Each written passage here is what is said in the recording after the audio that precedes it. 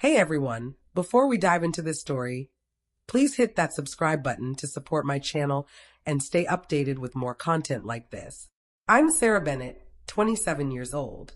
That evening, I sat by myself in the corner booth of a restaurant that used to feel like ours. My fingers grazed the smooth wooden table, drawing aimless patterns as the candle before me flickered, its flame sinking lower with each passing moment. It wasn't the first time my fiancé, James, also 27, charming to outsiders, distant with me, had kept me waiting. But 2 hours late on our anniversary, the longer I sat, the heavier the knot in my gut grew. My phone vibrated against the table. A text from James, "Babe, quit being so needy. I told you this morning, drinks with the guys." I stared at the screen. I checked my messages 3 times. No text from him this morning. Not from anyone. Through the restaurant's large windows, I saw him at the bar across the street, laughing with his friends, beer in hand, as one of them gestured toward a phone screen, my message glowing on it. They were mocking me. My jaw clenched.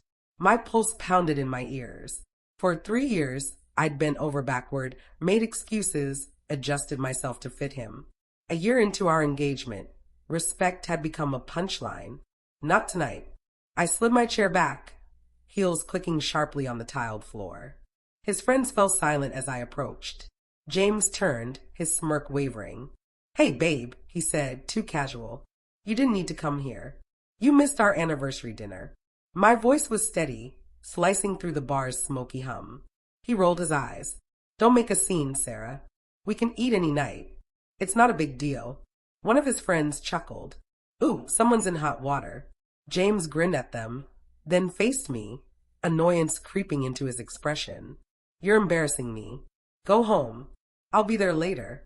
For a moment, silence enveloped me like a shroud. Then I took a deep breath, grounding myself. "No, James. We're talking now. Outside." The cool night air felt almost taunting against the fire in my chest. He followed, arms crossed, reluctant. "What's your issue?"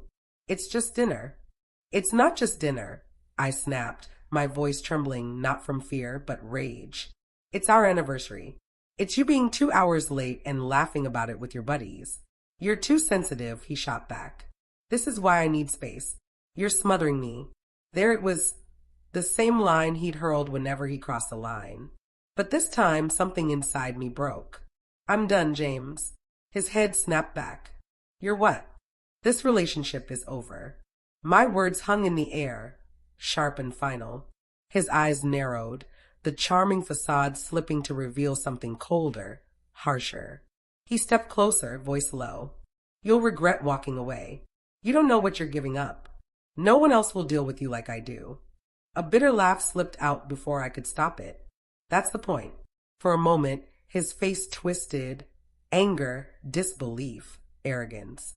I turned, heels striking the pavement like a final note. "Sarah." His voice rose behind me. "Don't walk away." But I already had.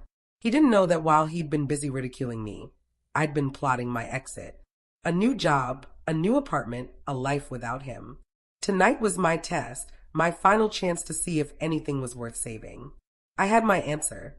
I opened my car door, slid into the driver's seat, and turned the key. The restaurant's glow faded in my rearview mirror as I drove into the night. For the first time in years, I felt the faint spark of freedom. The next morning, sunlight sliced through my bedroom blinds like sharp edges. I woke to James stumbling in at 3 a.m., trying to slip into bed as if nothing had happened. I lay still, feigning sleep, my breath steady despite the electric calm pulsing in my chest. He whispered into the dark, "Babe, I'm sorry. Let me make it up." But I knew his apologies were just flimsy bridges leading back to the same dead end. By morning, I'd made my choice, no more bridges. James never noticed how much I'd been preparing. For weeks, I'd been packing my life into boxes, quietly tucking away essentials while leaving his clutter untouched. Clothes neatly folded in suitcases under the bed. Documents stashed in my bag. Electronics bundled in blankets in my car's trunk. To him, everything seemed normal. To me, it was already gone. The truth was, James didn't live with me. He leached off me.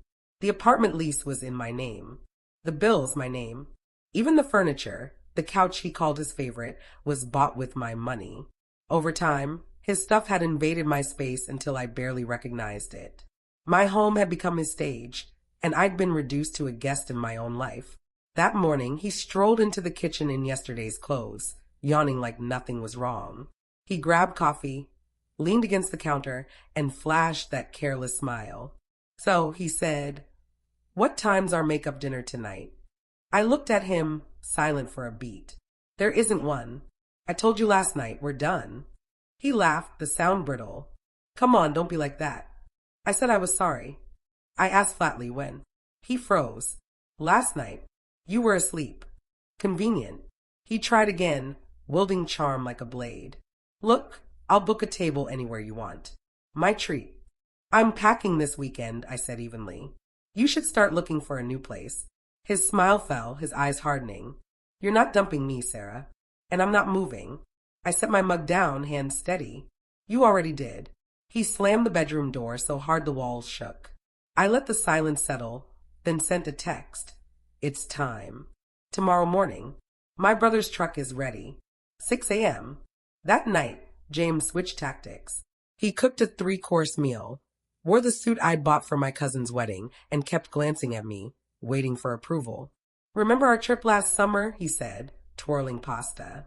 "We were so happy. We can have that again." I sipped my wine slowly. "You mean the trip where you spent all day on your phone and complained about the room?" He waved it off. I was in a mood. But the good times, right? I stood, leaving my plate half full. "I'm tired. Big day tomorrow." He blinked. "Sarah, it's barely 9. "Exactly." That night, he slept on the couch. Good. It made things easier. At 6 a.m., my brother's truck rolled into the parking lot. I'd already loaded my essentials into my car. We worked fast, quietly, my gaming setup, my desk, the furniture I'd stashed before James took over. By 7:30, he stumbled out in wrinkled pajamas, hair a mess, eyes wide with disbelief. "What the hell are you doing?" His voice cracked. "I told you," I said, lifting a box. "I'm moving out. You can't just, this is my home too." I straightened, meeting his gaze. "It's my lease, my name. You were a guest. Your stay's over." He tried blocking the door, desperation in his voice. "Stop. We need to talk." My brother, calm but firm, "Sir, step aside." "Don't sir me," James snapped. "Sarah, tell them to stop." I kept walking, my brother's friends carrying the last of my things. "Almost done. You should get dressed." His voice broke, thinner now. "You'll regret this. You'll come crawling back." I closed the trunk with a final thud, dusting my hands. "We'll see." And just like that, I drove away, leaving him barefoot in the doorway of an apartment that was never really his. For the first time in years, I felt lighter. But I knew James wasn't done. Men like him never are. 2 weeks later, my life started feeling like mine again. My new apartment was small, a 1-bedroom with plain white walls, no frills, but it was mine. Every item inside was mine.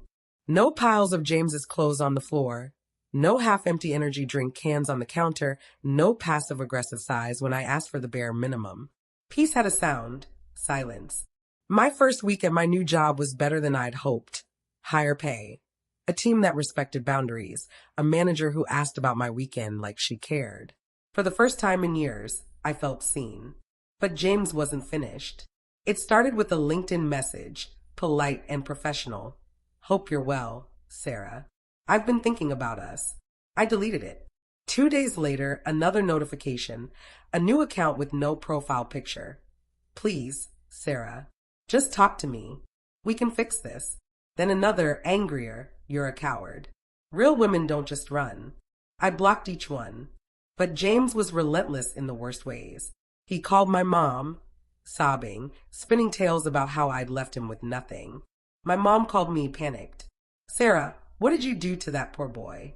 He says you left him homeless." "Homeless?" I nearly laughed. "He's been living rent-free off me for 2 years.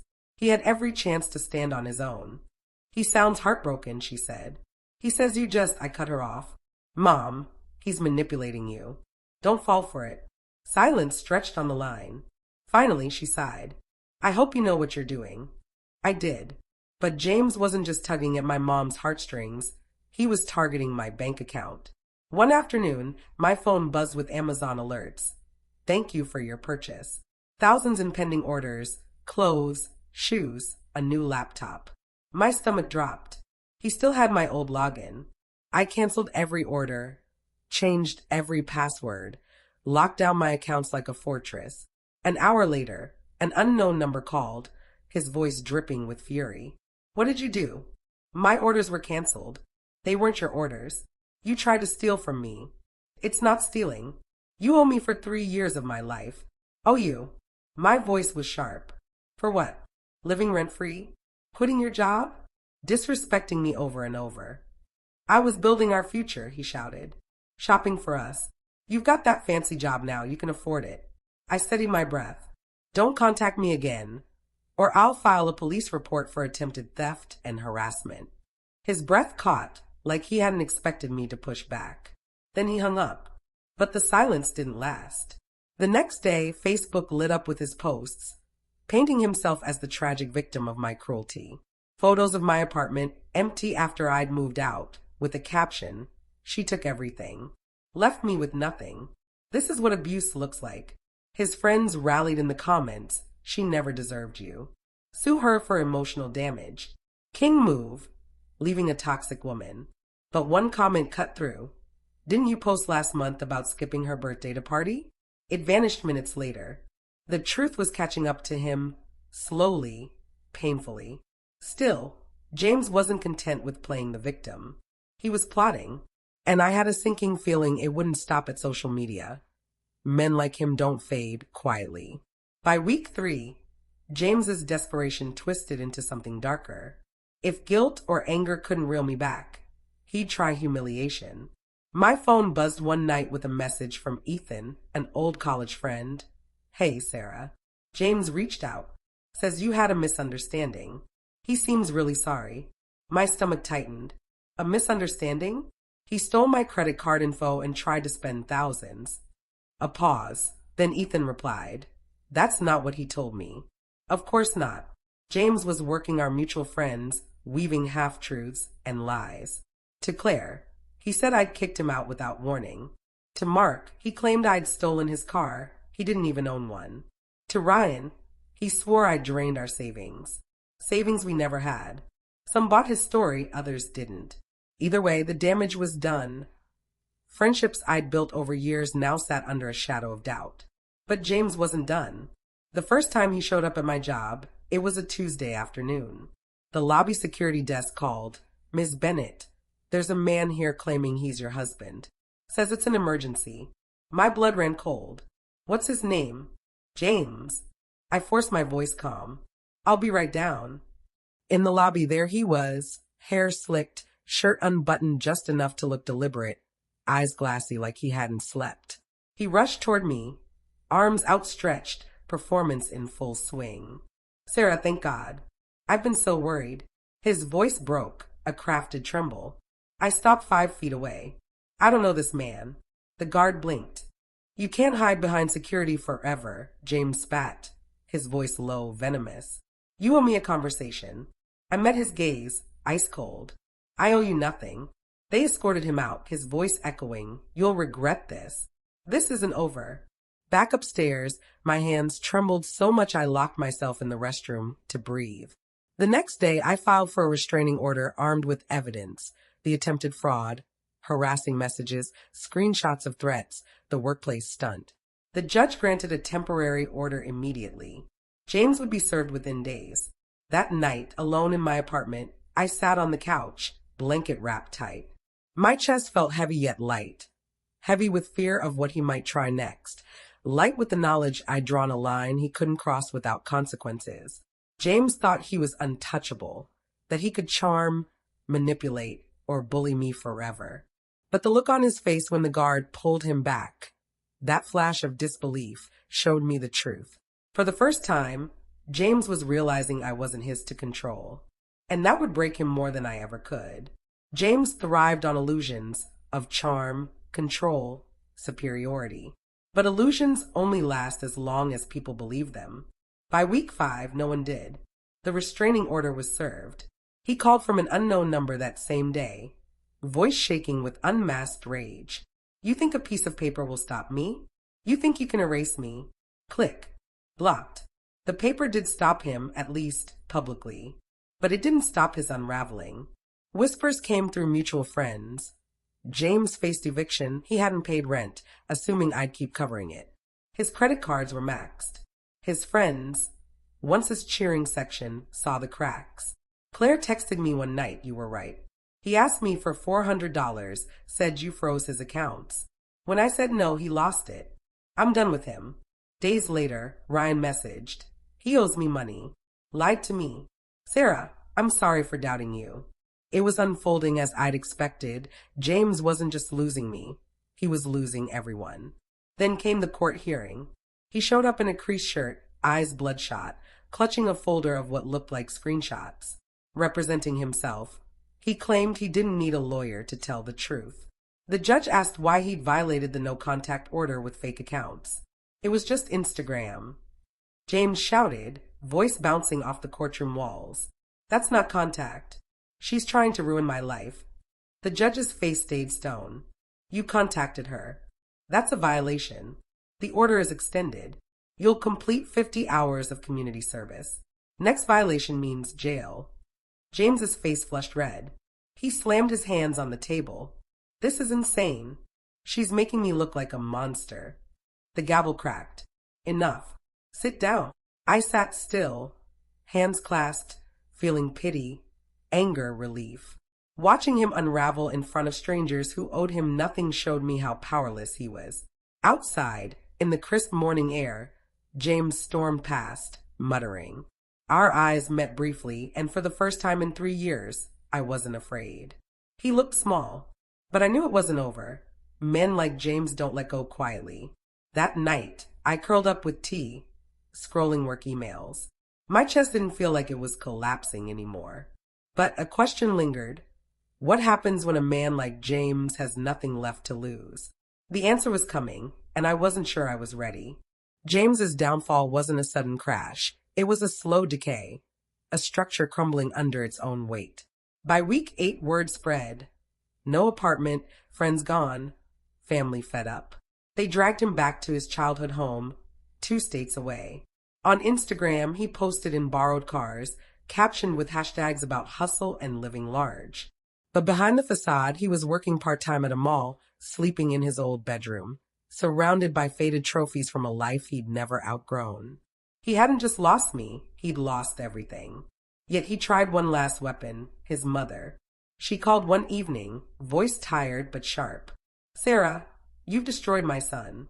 He loved you. Can't you help him, just for a little while?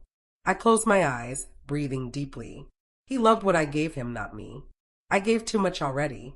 Silence. Then a bitter jab. I hope you're happy. You ruined him.